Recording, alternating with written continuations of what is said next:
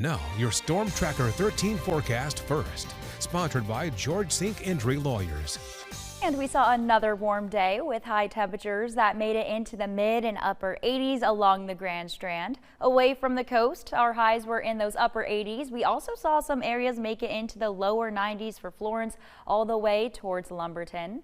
Overnight temperatures are going to reach those lower and mid 70s. We could see a chance for a stray shower for your early morning commute, but most of that shower and storm activity looks to hold off for the afternoon and even for the evening hours, with temperatures that are going to warm up. For tomorrow, highs are going to be once again in those upper 80s, and we're going to be pretty consistent in those upper 80s as we head into the start of your next work week. But we also get a couple more chances for some scattered showers into the weekend. We'll talk more about that in just a few minutes. Right now on News 13, why the sale of a former Horry County Schools facility to a charter school may not happen. Plus, the city of Myrtle Beach wants to get business and property owners involved in its revitalization efforts. Coverage you can count on at 11 starts now.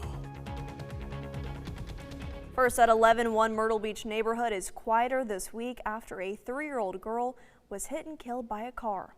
Good evening, I'm Adriana Lawrence. The Horry County Coroner's Office says Asia Masadikova died at the hospital after being hit Sunday in a parking lot on Greens Boulevard. News 13's Jordan Titus is live in the newsroom. And Jordan, you spoke with several neighbors about what they saw and concerns they had before this happened. Adriana, yeah, neighbors tell me the complex is usually filled with children riding bikes, scooters, and playing outside.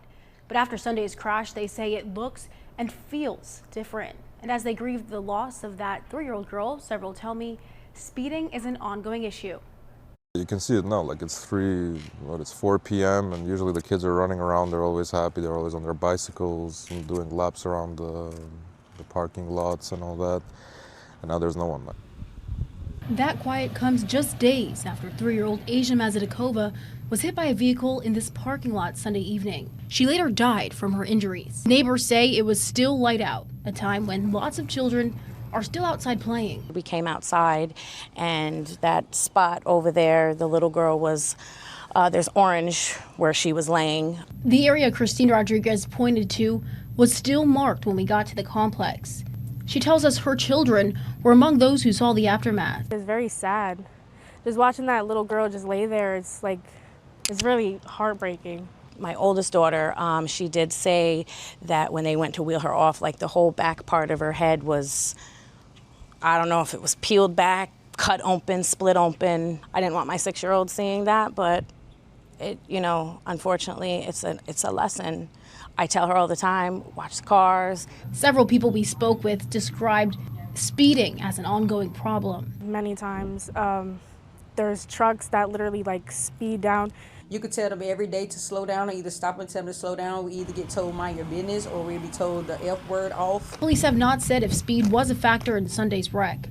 Neighbors tell us what happened has changed the way they look at a place that children use every day. It's sad because I look at it as it could have been my grandbaby, because this little girl actually plays with my grandbaby out front. I just have to pray for the family, but it could have been my grandkids.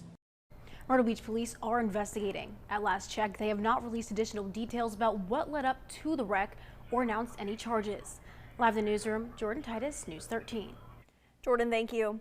And breaking news, and just into our newsroom, Horry County police have made an arrest in connection with a bank robbery.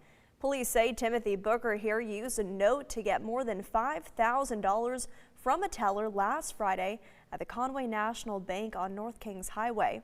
Surveillance photos from that day show a man wearing dark clothing, a ball cap, and a surgical mask inside the bank. New tonight, a setback for a charter school that wants to buy an Horry County Schools property. Back on June 8th, the school board approved a request by the Academy of Hope Charter School to buy the former Conway Education Center for $1.6 million. That property is on Sherwood Drive in Conway. District officials say the Academy's period to close the sale expired on Monday. The superintendent recommended the school board extend that period.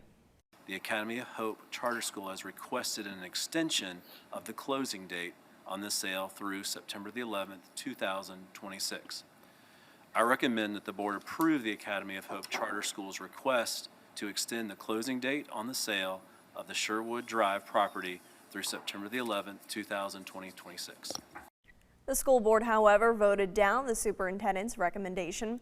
We've reached out to the Academy of Hope for a response. Count on News 13 for updates. The Robeson County Sheriff's Office wants your help to find this man. Authorities think Jeremy Bullard shot and killed 65-year-old William Bullard. The shooting happened shortly before 5 Sunday afternoon on Oxidine Road just west of Pembroke. Bullard is wanted on a murder charge. If you know where he is, you're asked to call the Robeson County Sheriff's Office. And you can take a longer look at his picture at WBTW.com. A News 13 update, Myrtle Beach police say this person found dead earlier this month in the city has been identified thanks to the public's help. We told you last night the body was found back on August 8th near Highway 501 between Canal and Cedar Streets.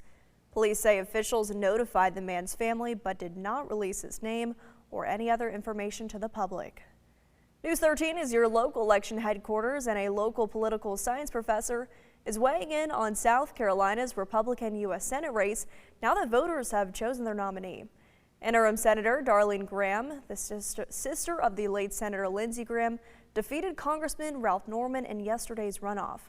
Norman carried the western upstate, including parts of the area he currently represents in Congress, but Graham won the majority in the rest of South Carolina. That includes Horry County, where almost 74% of voters chose her.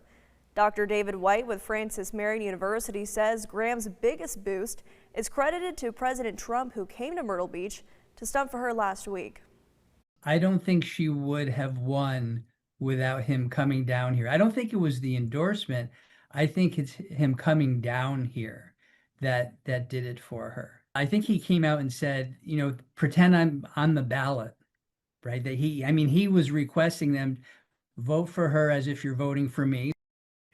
Graham will now face Democratic nominee Dr. Annie Andrews in November as she looks to keep the Senate seat in Republican hands. From streetscape projects to new development, Myrtle Beach is working to revitalize different parts of the city. Now city leaders are looking to get business and property owners involved in that effort. News 13's Cameron Townsend shows us the 2 new incentives officials hope will help. City leaders say some commercial buildings are aging while others have sat vacant.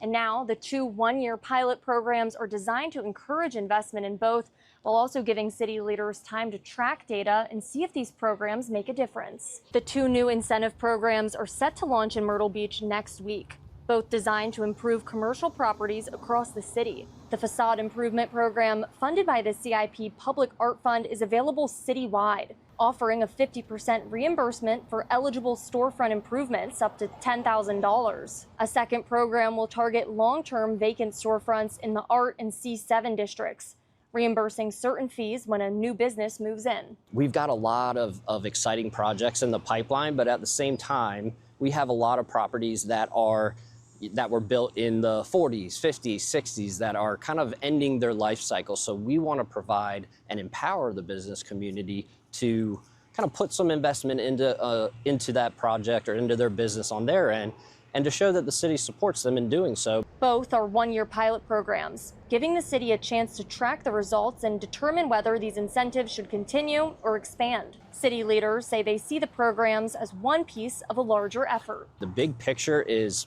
right now we're doing a lot of that dirty work that has to take place in order to see that true growth and revitalization. At the end of the day, we're rolling out incentives like this because we want our residents and our visitors to be proud of every portion of Myrtle Beach, and we do too. Both programs launch on September 1st. You can find more information about eligible improvements and the application process on our website, WBTW.com.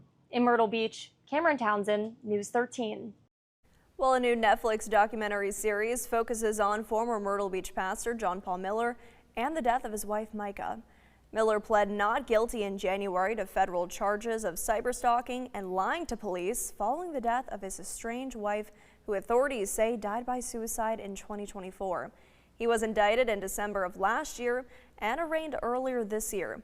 News 13 has closely followed this story since Micah's death, and some of our reporting is included in the docu-series.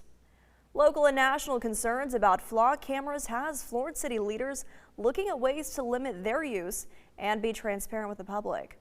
The city has a portal so the public can see how the flock cameras are being used, on the Florence Police Department website, but with limited access to seeing personal tags. The city's new plan limits police access to only higher-ranking officers who have unique access codes. They also have to give a reason for logging in and a case number associated with why the data is being used. City Manager Scotty Davis says the city is also looking for the community's help. City of Florence is seeking applications for individuals to apply to be a part of our technology committee in the police department. That committee will consist of laypersons in the city of Florence who either live or work in the city of Florence and have an interest in what we're doing relative to technology in the police department. Now the city will accept applications for that committee through September 4th. You can find a link to apply in this story right now at WBTW.com. Stay with us. Krista has your most accurate forecast when News 13's local coverage you can count on continues.